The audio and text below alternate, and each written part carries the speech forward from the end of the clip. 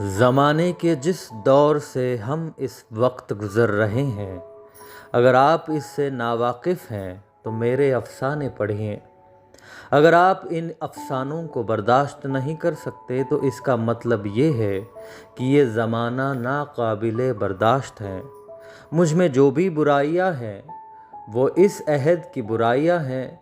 मेरी तहरीर में कोई नक्स नहीं। जिस नक्स को मेरे नाम से मंसूब किया जाता है दरअसल मौजूदा निज़ाम का नक्स है। दुनिया में जितनी भी लानतें हैं भूख उनकी माँ है। हर औरत वेश्या नहीं होती लेकिन हर वेश्या औरत होती है। इस बात को हमेशा याद रखना चाहिए। औरत हाँ और ना का एक निहायत ही दिलचस्प मुरक्कब है। इनकार और इकरार कुछ इस तरह औरत के वजूद में खल्त मल्त हो गया है कि बाज़ औक़ात इकरार इनकार मालूम होता है और इनकार इकरार। सोसाइटी के उसूलों के मुताबिक मर्द मर्द रहता है, ख्वाह उसकी किताब ए ज़िंदगी के हर वर्क पर गुनाहों की स्याही लिपि हो, मगर वो औरत जो सिर्फ़ एक मर्तबा जवानी के बेपनाह जज्बे के ज़ेर ए असर या किसी लालच में आकर या किसी मर्द की ज़बरदस्ती का शिकार होकर एक लम्हे के लिए अपने रास्ते से हट जाए, औरत नहीं रहती। उसे हकारत और नफ़रत की निगाहों से देखा जाता है। सोसाइटी उस पर वो तमाम दरवाज़े बंद कर देती है जो एक स्याह पेशा मर्द के लिए खुले रहते हैं। Friends, these shayaris are by sahadat Hassan Manto and today is 111th birth anniversary of Manto Saab. Let's have a quick introduction of Manto's life and his work. Sahadat Hassan Manto was born into a middle-class Muslim family in the predominantly Sikh city of Ludhiana in 1912. In his early 20s, he translated Russian, French, and English short stories into Urdu, and through studying the work of Western writers, he learned the art of short story writing. He usually wrote an entire story in one sitting, with very few corrections, and his subjects tended to be there on the fringes of society.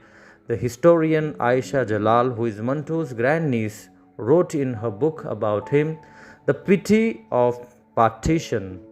Whether he was writing about prostitutes, pimps, or criminals, Manto wanted to impress upon his readers that these disreputable people were also human, much more than those who cloaked their failings in a thick veil of hypocrisy. The partition was brutal and bloody, and to Sahadat Hassan Manto, a Muslim journalist, short story author, and Indian film screenwriter living in Bombay, it appeared maddeningly senseless.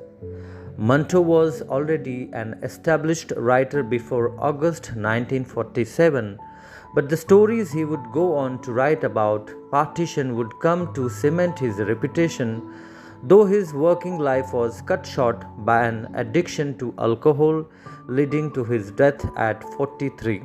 Manto produced 20 collections of short stories, 5 collections of radio dramas, 3 of essays, 2 of sketches, 1 novel, and a clutch of film scripts. He wrote about sex and desire, alcoholics and prostitutes, and he was charged with absentee 6 times. In his journalism, he predicted the rise of Islamic fundamentalism in Pakistan, but it is for his stories of partition that he is best remembered as the greatest chroniclers of the most savage episode in the region's history.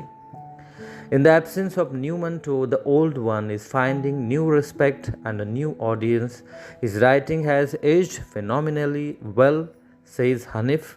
I read him 40 years ago and I meet kids who are reading Manto for the first time.